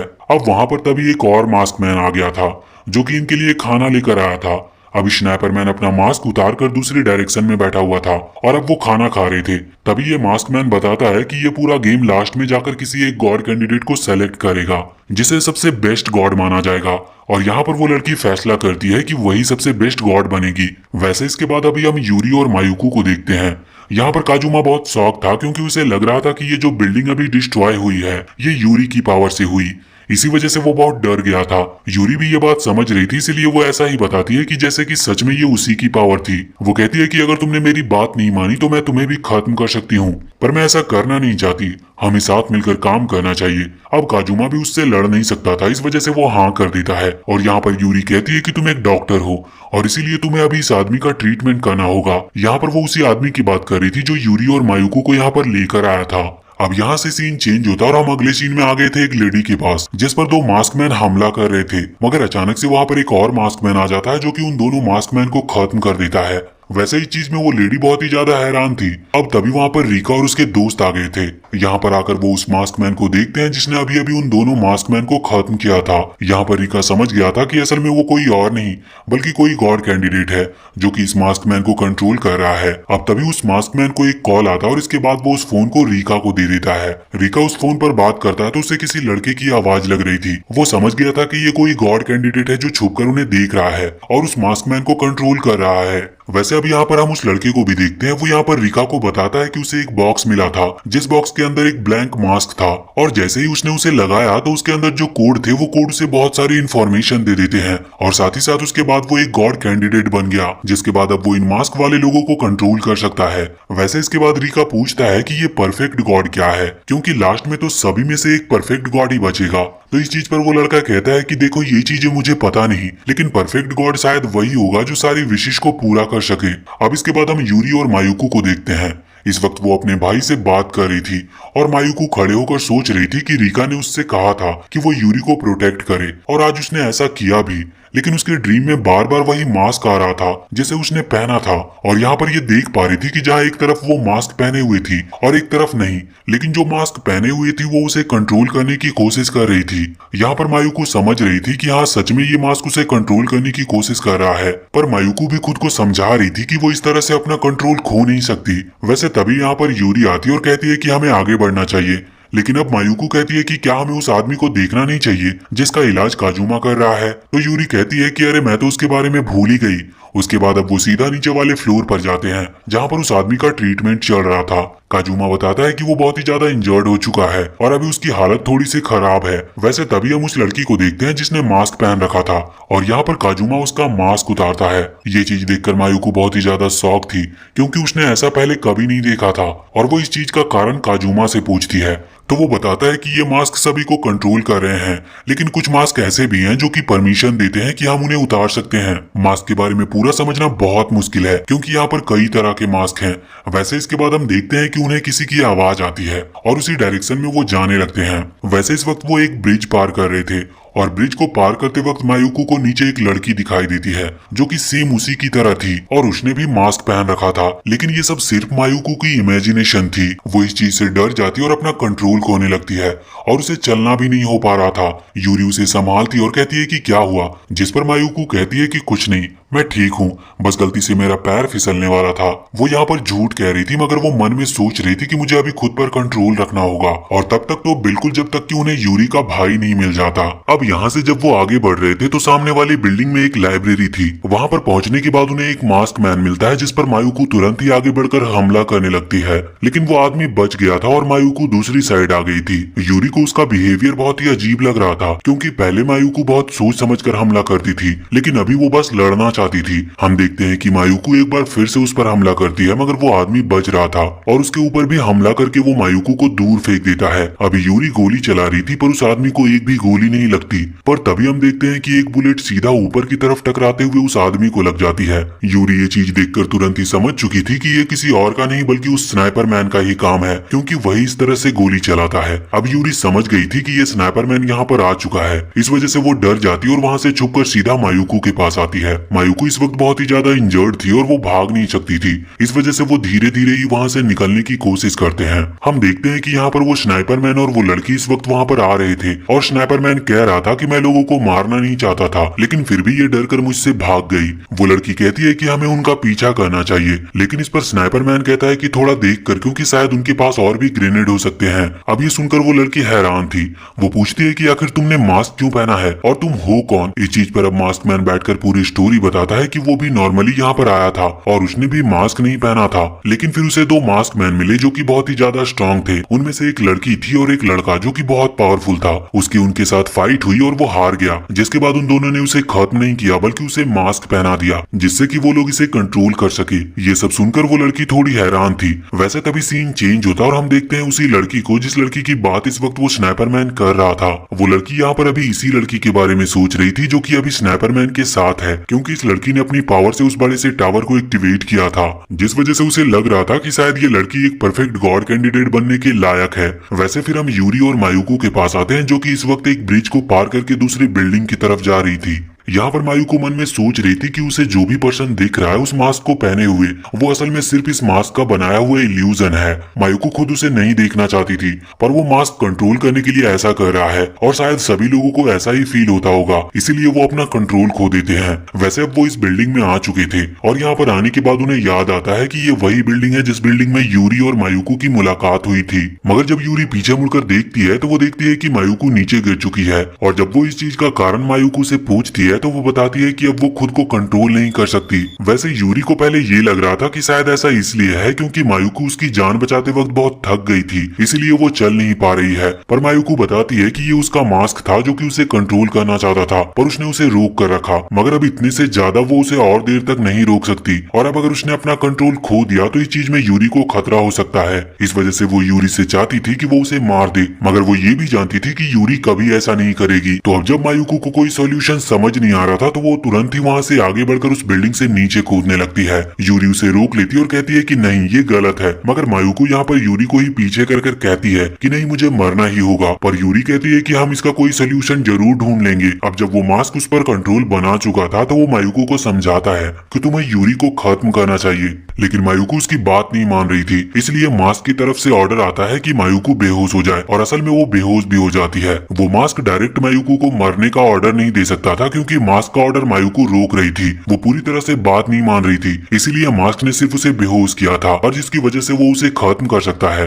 और इस चीज का पता यूरी को तब चलता है जब वहाँ पर एक और मास्क मैन आता है, और वो भी एक लड़की ही थी। ये यहाँ पर आकर पहले तो यूरी को बताती है कि उसे उससे कोई खतरा नहीं है, और इसके बाद वो ये भी कहती है कि अगर वो मायूको की जान बचाना चाहती है तो उसे ब्लैंक मास्क ढूंढना होगा, एक ऐसा मास्क जिस पर कुछ नहीं बना। और इसी सेम मास्क की बात वो लड़का भी कर रहा था, जिसकी बात रीका से हुई थी। अगर यूरी उसे ढूंढ लेती है तो यूरी भी एक गॉड कैंडिडेट बन जाएगी, जिसके बाद वो भी ऑर्डर देकर मायूको को ठीक कर सकती है। अब यूरी के पास कोई चारा नहीं था, इस वजह से वो उसकी बात मान लेती है और मायूको को ले जाकर वहीं उस बड़ी सी बिल्डिंग के एक रूम में लिटा देती है, और उस लोकेशन पर जाने लगती है जहाँ पर वो ब्लैंक मास्क मिल सकता था। अब यूरी के वहाँ से जाते ही हम देखते हैं कि यहाँ मायूको के पास वो स्नाइपर स्नाइपरमैन और वो लड़की आ चुके थे। वैसे यहाँ पर हमें उस लड़की का नाम कुआन पता चलता है। यहाँ पर आने के बाद वो मायुको को इस हालत में देखती है तो फैसला करती है कि वो मायुको की जान बचाएगी, और इसके लिए अब वो तुरंत ही मायुको के माइंड में चली गई थी, जहाँ पर आकर वो उससे मिलती है। लेकिन साथ ही साथ वहाँ पर वो वाली मायुको भी थी जिसने वो मास्क पहन रखा था, और यहाँ पर वो कुआन को मायुको से बात करने से रोक रही थी। वैसे कुआन कोशिश करती है कि वो मायुको को यहाँ से बाहर निकाल सके, लेकिन उस मास्क की पावर के सामने कुआन की पावर कुछ भी नहीं कर पा रही थी। इसके बाद हम ये भी देखते हैं कि कुआन अपनी पूरी कोशिश करती है पर इसका कोई फायदा नहीं था। अब जो मास्क वाली लड़की थी वो कुआन पर हावी होने लगी थी, और इस वजह से कुआन वहाँ पर बेहोश हो जाती है, और जब उसकी आंखें खुलती है तो वो देखती है कि वो बाहर उस कमरे में थी। इसके बाद ये सीन चेंज होता है और हम वापस से यूरी को देखते हैं, जो कि अभी एक बिल्डिंग के ऊपर चढ़ रही थी। लेकिन वो नोटिस करती है कि एक मास्क पहना हुआ आदमी उसका पीछा कर रहा है और बहुत ही स्पीड से उन्हीं सीढ़ियों के ऊपर चढ़ रहा है। यूरी तुरंत जल्दी से ऊपर आती है, मगर हम देखते हैं कि वो मास्क वाला आदमी भी वहाँ पर पहुंच चुका था, और अब वो यूरी के ऊपर पैर रख देता है। साथ ही साथ उसके हाथ में एक इंजेक्शन भी था जिसके अंदर किसी तरह का लिक्विड था, और वो अभी यूरी को वो इंजेक्शन लगाने वाला था। अब यूरी बच नहीं पा रही थी, इस वजह से वो चिल्लाती है कि शायद कोई उसकी बात सुन ले और उसकी मदद करे, और उसकी आवाज यहाँ मायुको तक भी पहुंच रही थी, जिस वजह से अब वो होश में आ गई थी। हम देखते हैं कि वो मास्क पहना हुआ आदमी अब यूरी को इंजेक्शन लगाने ही वाला था, लेकिन यूरी जैसे तैसे करके उससे बच जाती है और वहां से भागने लगती है। उसी बिल्डिंग की छत पर आने के बाद हम देखते हैं कि वहां पर एक बॉक्स रखा हुआ था, और यूरी जैसे ही उस बॉक्स को खोलती है तो उसके अंदर वही ब्लैंक मास्क था जिसके लिए वो यहाँ पर आई थी। अब भागने का कोई रास्ता नहीं था, उसे कुछ समझ नहीं आता और वो मास्क को पहन लेती है, और जैसे ही वो उसे पहनती है तो वो उसके माइंड के अंदर आ चुकी थी। यहाँ पर उस मास्क का जो भी कोड था और जो भी सिस्टम था वो एक्टिवेट हो चुका था। उसे वो सिस्टम बताता है कि अब यूरी को कुछ पावर्स मिल रही है। एक तो ये कि उसके पास बाकी लोगों की तरह सुपर पावर्स होंगी जो कि सभी ब्लैंक मास्क वालों को ही मिलती है, यानी कि अब वो भी एक गॉड कैंडिडेट बन चुकी है। और दूसरी चीज, उसे इतनी पावर दी गई है जिससे कि वो खुद को प्रोटेक्ट कर सके। अब जैसे ही वो उस मास्क को उतारती है तो यहाँ पर वो लड़का आ चुका था और वो अभी यूरी पर हमला करने ही वाला था, लेकिन वो तुरंत ही उसके अटैक से बच जाती है क्योंकि अब वो पहले से बहुत ही ज्यादा फास्ट हो चुकी थी। और इसके बाद यूरी तुरंत ही उसे उठाकर उस बिल्डिंग के नीचे फेंक देती है। वो देखती है कि उसके पास बहुत ही ज्यादा पावर आ चुकी है, इसी वजह से वो अभी थोड़ा हैरान भी थी। अब यहाँ से ये सीन चेंज होता है और हम एक मास्क पहने हुए आदमी को लड़ता हुआ देखते हैं। वो अभी एक मॉन्क मैन से लड़ रहा था, मतलब जिसने मॉन्क जैसे कपड़े पहने थे मगर उसने भी वो मास्क पहन रखा था। हम देखते हैं कि यहाँ पर उनकी फाइट हो रही थी और इतने में वो मॉन्क मास्क मैन उसे नीचे फेंक देता है। वैसे हम ये भी देखते हैं कि रीका और बाकी जितने भी लोग हैं जिसके साथ उसने हाथ मिलाया है वो सभी वहाँ पर आ चुके थे। यहाँ पर एक छोटा लड़का जो कि अभी उस मास्क मैन यानी कि मॉन्क वाले मास्क मैन के पास जा रहा था, तभी उसके फादर जो कि इस वर्ल्ड में उसके साथ आए थे वो उसे रोकते हैं और कहते हैं कि देखो उसके पास मत जाओ, हमें खतरा हो सकता है। मगर यहाँ पर ये लोग भी ये बात समझ गए थे कि इस मास्क मैन के पास खुद का कंट्रोल है, ये बाकियों की तरह नहीं है कि ये किसी का ऑर्डर माने। इस वजह से ये लोग फैसला करते हैं कि ये उसे भी अपनी टीम में रखेंगे क्योंकि वो एक अच्छा टीम पार्टनर साबित हो सकता है। इसके बाद अगले सीन में हम उस स्नाइपर मैन की बताई हुई उस लड़की को देखते हैं जहाँ पर वो अभी इन्हीं लोगों की फोटोग्राफ्स देख रही थी और वो ये समझ गई थी कि जो मॉन्क मास्क मैन है उसे जरूर कोई गॉड कैंडिडेट कंट्रोल कर रहा है। इतने में ही वहाँ पर एक और मास्क मैन आता है जो कि इस वक्त एक बिना मास्क वाले लड़के को पकड़ कर ला रहा था और वो उसे मार देते हैं। और यहाँ पर ये अगला स्टेप चालू करने वाले थे और वो क्या है ये हमें कहानी में आगे पता चलेगा। वैसे इसके बाद हम वापस से यूरी के पास आते हैं। हम देखते हैं कि यहाँ पर वो सोच रही थी कि मास्क सच में कमाल की है, इसकी वजह से मुझे बहुत सारी स्ट्रेंथ मिल गई, और अब वो फिर से उस मास्क को पहनने लगती है। और जैसे ही उसने उस मास्क को पहना था तो इतने में ही वो अपने ब्रेन के अंदर आ चुकी थी। इसमें एक सेकेंड भी देरी नहीं लगी थी। इस वजह से यूरी बहुत ही ज्यादा शॉक थी कि अभी अभी ये क्या हुआ। मगर अंदर आने के बाद सिस्टम उसे बताता है कि तुम अभी अपने ब्रेन के अंदर हो, और यहाँ पर वो उसकी पावर के बारे में बता रहा था। वो ये भी कहता है कि तुम्हारे पास दो तरह की पावर है, एक तो जिन्हें तुम अपनी स्ट्रेंथ के थ्रू इजीली कंट्रोल कर सकती हो, लेकिन कुछ पावर ऐसी है जो कि तुम अभी यूज नहीं कर पाओगी क्योंकि अभी तुम इतनी स्ट्रांग नहीं हो कि इस वर्ल्ड की उतनी पावर का यूज कर पाओ। ये बात सुनकर यूरी शॉक थी।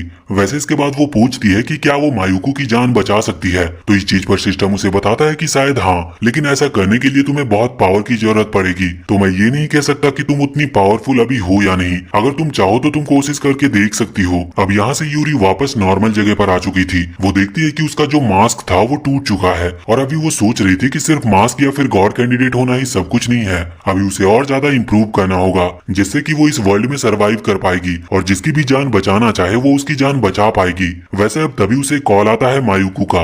वो उसे बताती है कि वो पूरी तरह से ठीक है क्योंकि अब उन्हें एक और गॉड कैंडिडेट मिल चुका है जिसने उसकी मदद की। ये सुनकर यूरी बहुत ज्यादा खुश थी और वो कहती है कि मैं जल्द से जल्द आ रही हूँ। वैसे हम देखते हैं कि इस वक्त मायुको को कुआन पर और उस स्नाइपर मैन पर बिल्कुल भी भरोसा नहीं था। वो उनसे इस चीज का रीजन पूछती है कि आखिर उन्होंने उसे क्यों बचाया, लेकिन यहाँ पर हमें कारण नहीं बताया जाता।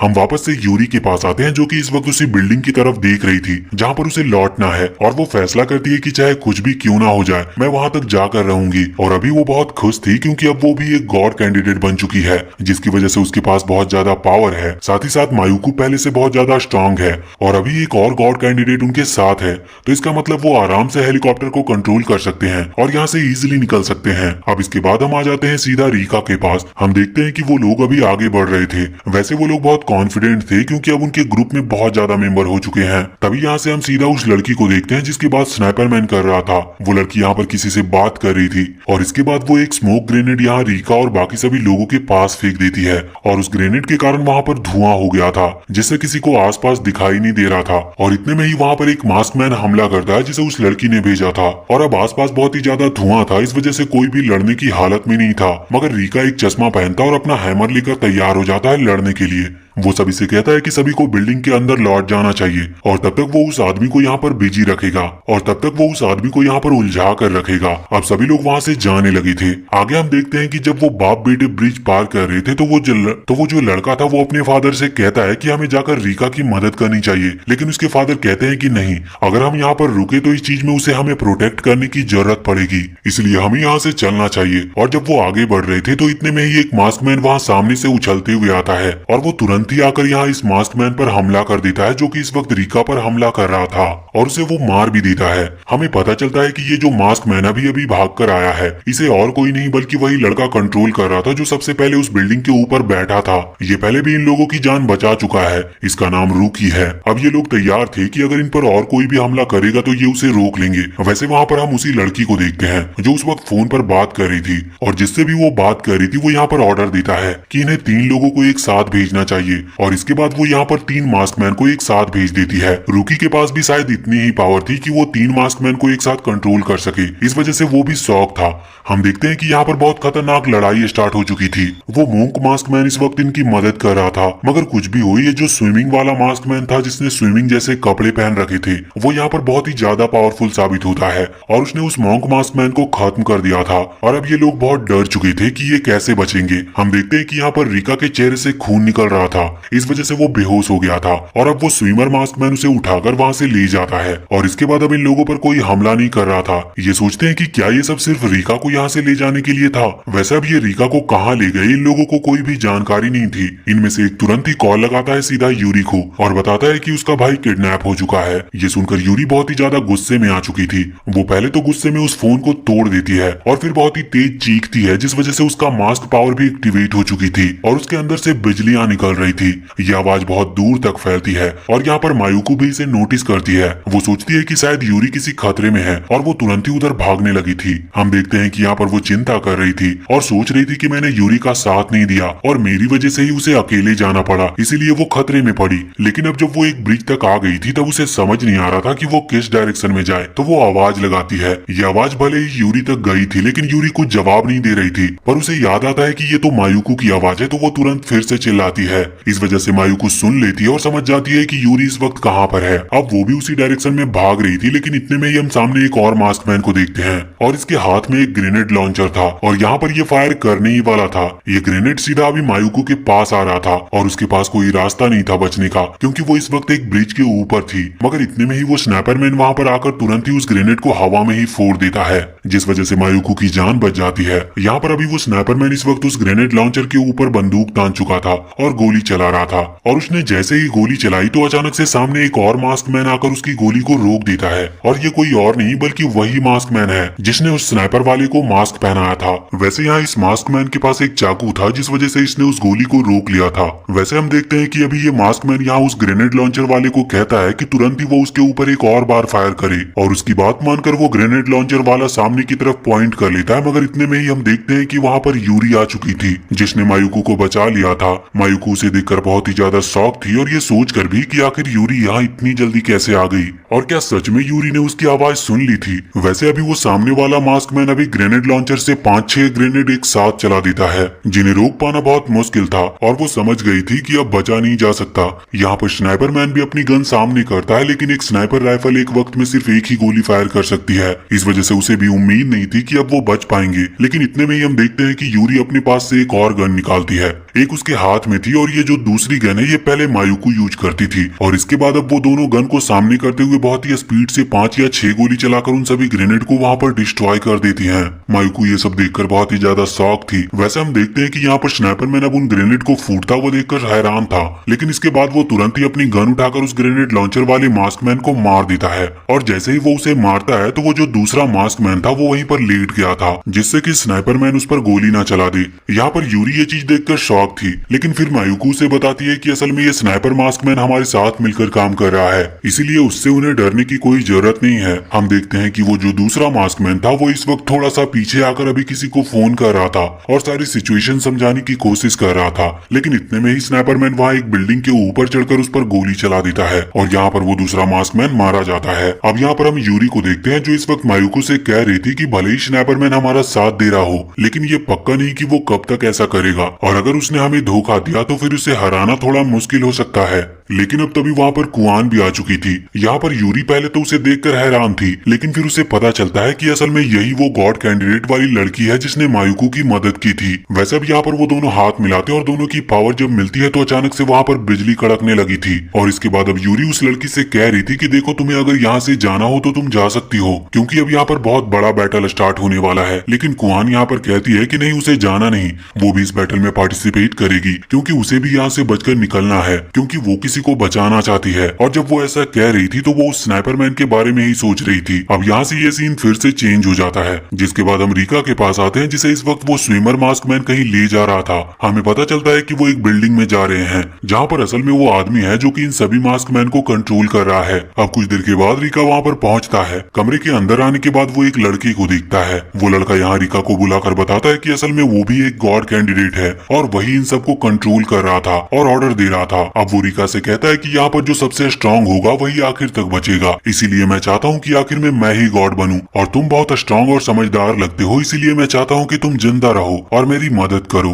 वैसे इस वक्त रीका मन में सोच रहा था कि उसे यहाँ पर सरवाइव करना होगा और किसी भी तरह इस लड़के को खत्म करना होगा, मगर वो लड़का यहाँ पर उसकी गर्दन पर एक धारदार चीज रखकर कहता है कि देखो अगर तुमने कुछ और सोचा तो अच्छा नहीं होगा, तुम सीधे ही मारे जाओगे। यहाँ पर अब रीका पूछने लगता है कि एक बात बताओ कि आखिर तुम कितने मास्कमैन को एक साथ कंट्रोल कर सकते हो, जिस पर वो लड़का बताता है कि पूरे 30 मास्कमैन। ये बात सुनकर रीका थोड़ा शॉक था, क्योंकि रूकी सिर्फ एक ही मास्कमैन को कंट्रोल कर पा रहा था या ज्यादा से ज्यादा 2, और उसकी पावर पहले से ही बहुत ज्यादा लेवल पर पहुंच चुकी है। वैसे इसके बाद वो लड़का वहाँ रीका को उस बिल्डिंग की छत के ऊपर लेकर आया था और अभी वो सामने वाले सबसे ऊंचे टावर की तरफ पॉइंट करते हुए बताता है कि हमें उस पर जाना है। वैसे उस पर जाने के लिए उन्हें हेलीकॉप्टर की जरूरत पड़ेगी और अब कुछ ही देर में वहाँ पर हेलीकॉप्टर भी आने लगता है। पहले तो वो यहाँ यूरी और मायुकू के पास आता है, लेकिन वो अचानक से अपनी डायरेक्शन चेंज कर देता है। ये लोग शॉक थे और दूसरी तरफ अब वो यहाँ उस लड़के के पास भी आ रहा था, लेकिन अचानक से डोर खुलता है और जो मास्कमैन उसके अंदर था वो यहाँ नीचे देखता है और इसके बाद अब वो वापस से अंदर होकर वहाँ से चला जाता है।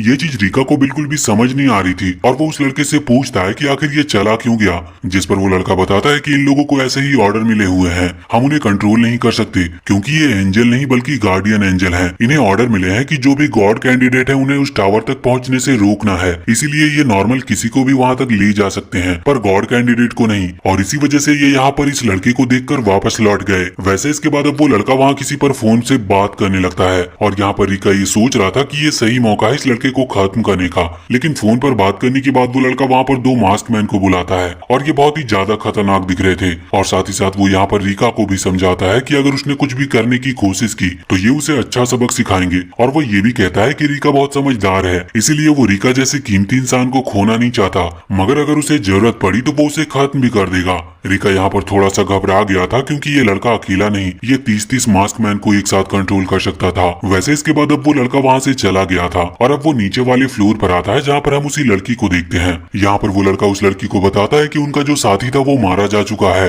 और उसके बाद वो ये भी कह रहा था कि हमें किसी अच्छे स्नाइपर को वहाँ पर भेजना होगा जिससे कि जिसने उसे मारा है वो उसे खत्म कर सके और साथ ही साथ जितने भी गॉड कैंडिडेट आसपास घूम रहे हैं उन्हें भी मारा जा सके। अब यहाँ से सीन चेंज होता है और हम देखते हैं कि इस वक्त स्नाइपर मैन एक ब्रिज पार कर रहा था, लेकिन इतने में ही उसकी तरफ कोई गोली चलाता है जिसके तुरंत वो भी अपनी गन निकाल लेता है। हम देखते हैं कि इस मास्क मैन लड़की को उसी लड़के ने भेजा था और उसको व्हाइट फेदर के नाम से जानते हैं। यहाँ पर स्नाइपर मैन भी गोली चला रहा था मगर हम सामने देखते हैं कि व्हाइट फेदर की गोली स्नाइपर मैन को नहीं लगती, मगर वो जानबूझकर उस ब्रिज की रस्सी को निशाना बनाती है जिस वजह से ब्रिज गिर जाता है और स्नाइपर मैन भी बहुत मुश्किल से बचता है। और अब व्हाइट फेदर के पास बहुत अच्छा चांस था स्नाइपर मैन पर गोली चलाने का, लेकिन इतने में ही वहाँ पर वो लड़की आ चुकी थी जिसे हमने काजुमा के साथ देखा था। यहाँ पर वो उस व्हाइट फेदर पर हमला कर रही थी। वैसे व्हाइट फेदर उससे बड़ी और ताकतवर भी है, इसीलिए वो लड़की उसे हरा नहीं पा रही थी। पर तभी हम देखते हैं कि अचानक से व्हाइट फेदर की तरफ एक गोली चलती है और ये गोली कोई और नहीं बल्कि स्नाइपर मैन ने ही चलाई थी, क्योंकि अब वो उस ब्रिज की लटकी हुई रस्सी से उस बिल्डिंग के ऊपर आ चुका था। और अब व्हाइट फेदर देखती है कि यहाँ पर उसके जीतने के चांसेस थोड़ा कम है, इसीलिए वो वहाँ से भाग जाती है। वैसे अब इतना सब होने के बाद हम देखते हैं कि वो स्नाइपर मैन वहाँ से जाने लगा था। वैसे वो इसीलिए वहाँ से जा रहा था क्योंकि अगर वो इन लोगों के साथ रहता तो इन लोगों को भी खतरा हो सकता था। अभी ये जो अटैक हुआ वो सिर्फ स्नाइपर मैन के लिए था। और दूसरी सबसे खतरनाक चीज ये है कि भले ही वो अभी अपने मास्क पर कंट्रोल किया हुआ है, लेकिन अगर उसे किसी ने ऑर्डर दे दिया तो वो खुद को रोक नहीं पाएगा। मगर अभी जाते हुए भी उसे कुआन की चिंता हो रही थी, क्योंकि अगर उन लोगों पर हमला होता है तो यूरी और मायुकू तो खुद को बचा सकते हैं, पर कुआन डर जाएगी और खुद को नहीं बचा पाएगी। वैसे इसके बाद हम उसी लड़के को देखते हैं जिसने व्हाइट फेदर को स्नाइपर मैन के ऊपर अटैक करने के लिए भेजा था। यहाँ पर वो लड़का भी थोड़ा सा गुस्सा था और व्हाइट फेदर से फोन पर बात कर रहा था। वो उससे पूछता है कि आखिर तुम्हारा निशाना कैसे चूक गया, जिस पर वो बताती है कि स्नाइपर मैन बहुत ही ज्यादा कॉन्फिडेंट था और मैं उनको खत्म कर दी थी, लेकिन मेरी राइफल टूट चुकी थी। अब ये सुनकर वो लड़का उसे समझाता है कि तुम्हें जल्द से जल्द एक नई राइफल ढूंढनी होगी क्योंकि हम देरी नहीं कर सकते। इस पर व्हाइट फेदर हाँ करती है। अब फोन के कट होने के बाद वो लड़का अपने साथियों से कह रहा था कि हमें जल्द से जल्द इन सभी गॉड कैंडिडेट्स को खत्म करना होगा जिससे कि हमारे रास्ते में और कोई ना आ सके। इसके बाद अब हम यूरी और कुआन को देखते हैं। यहाँ पर यूरी कुआन से पूछ रही थी कि आखिर ये मास्क मैन को कंट्रोल करने का राज क्या है, क्योंकि मैं भी उन्हें कंट्रोल करना चाहती हूँ, क्योंकि अगर कोई खतरा अचानक से आ गया तो हम तुम्हें कहाँ ढूंढेंगे। इस पर कुआन बताती है कि ये कोई पावर नहीं है, मतलब वो खुद से इसे कंट्रोल नहीं कर सकती, ये अचानक से एक्टिवेट हो जाती है जब उसे उसकी जरूरत पड़ती है। इसके बाद अब वो आगे बढ़ने लगे थे। इसके बाद हम देखते हैं कि अभी वो एक बिल्डिंग से होकर गुजर रहे थे। यहाँ पर मायुकू कुआन के साथ वॉशरूम में जाती है। वो उसे जबरदस्ती ले गई थी।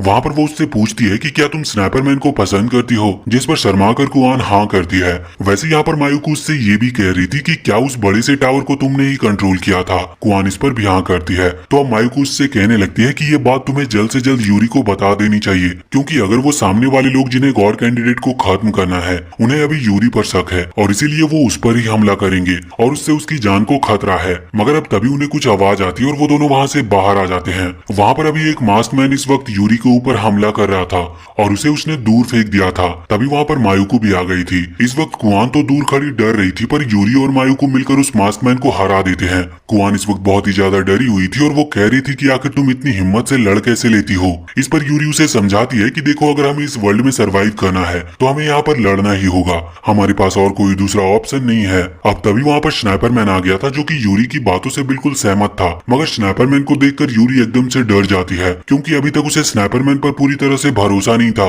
और इसके बाद यूरी वहाँ से वॉशरूम में चली गई थी। हम देखते हैं कि स्नाइपर मैन यहाँ पर अभी कुआन को समझा रहा था कि यूरी की बात बिल्कुल सही है, मगर कुआन कहती है कि यूरी स्ट्रांग है इसीलिए वो ऐसा कुछ कह रही है। मगर अब स्नाइपर मैन कहता है कि ऐसा नहीं है, जब मेरी उससे पहली बार फाइट हुई थी तो वो स्ट्रांग नहीं थी, मगर उसने चैलेंजेस को टैकल किया और खुद को स्ट्रांग बनाया। यहाँ पर स्नाइपर मैन अभी कुछ बैग भी लाया था। ये बैग यूरी और मायुकू के थे और उनमें उनकी जरूरी चीजें रखी हुई थी। अब कुछ देर के बाद हम देखते हैं कि यूरी और मायुकू काजुमा से मिलते हैं और उसके बाकी ग्रुप से भी। और वहीं स्नाइपर मैन और कुआन दूसरे साइड गए थे उसी बिल्डिंग में और वो भी अभी कुछ बात कर रहे थे। मगर अभी हम देखते हैं कि वो लड़का जिसने सभी गॉड कैंडिडेट्स को मारने की प्लानिंग कर रखी है, उसका नाम ममीरो है। उसे यहाँ पर इस बिल्डिंग की फोटो मिलती है जिस बिल्डिंग में अभी कुआन और बाकी सभी लोग थे। वैसे हम ये भी देखते हैं कि स्नाइपर मैन इस वक्त कुआन से कह रहा था कि तुम्हारे पास पावर है कि तुम किसी भी बड़ी बिल्डिंग को भी खत्म कर सकती हो, तो अगर हमें दुश्मनों की लोकेशन का पता लग जाए फिर हमें किसी तरह की मेहनत करने की जरूरत नहीं है, हम उन्हें तुरंत ही खत्म कर सकते हैं। पर इस चीज पर कुआन कहती है कि नहीं, हम ऐसा नहीं कर सकते क्योंकि यूरी का भाई रिका किडनैप हो चुका है